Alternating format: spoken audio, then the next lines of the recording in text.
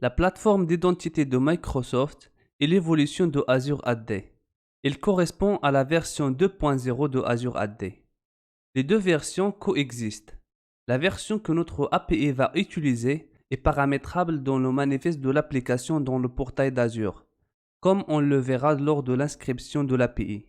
Le tableau suivant présente les principales différences entre les deux versions. D'abord, le nom de service. Dans la version 1.0, le nom de service était Azure Active Directory ou Azure AD et qui a été changé dans la version 2.0 pour devenir la plateforme d'identité de Microsoft.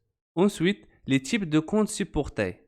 La version 2.0 permet d'authentifier les utilisateurs avec des comptes professionnels et scolaires, ainsi que des comptes personnels, contrairement à la version 1.0 qui ne supporte pas l'authentification des comptes personnels.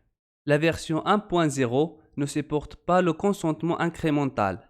L'utilisateur est obligé de consentir à la liste entière des autorisations au moment de l'authentification. Ça peut le décourager si la liste est trop longue. Avec le consentement incrémental, l'utilisateur peut consentir à une nouvelle autorisation le moment où il veut accéder à une nouvelle fonctionnalité qu'il exige. Ceci permet donc de créer une bonne expérience utilisateur. La version 2.0 a aussi mis en place des nouveaux scopes, notamment le scope Offline Access, qui permet aux clients de renouveler le jeton d'accès grâce à un jeton d'actualisation qui est mis à leur disposition. Ça permet d'accéder aux ressources d'utilisateurs pour une longue durée. Enfin, le protocole SAML n'est pas supporté par la version 2.0 pour le moment.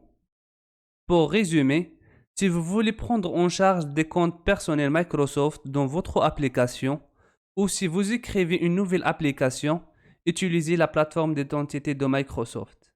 Si vous migrez ou mettez à jour une application qui se base sur le protocole SAML, alors vous ne pouvez pas utiliser la plateforme d'identité de Microsoft.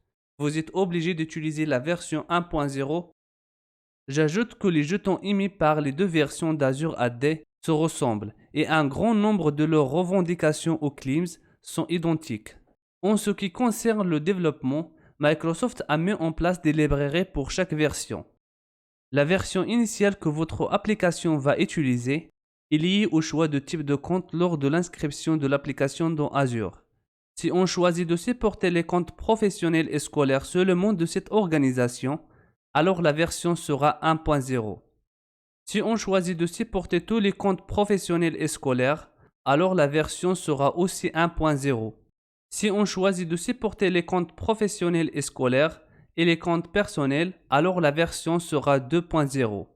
On peut changer la version de la plateforme à tout moment en éditant le manifeste. Sans perdre de généralité, dans les démos de cette formation, on va utiliser la version 2.0.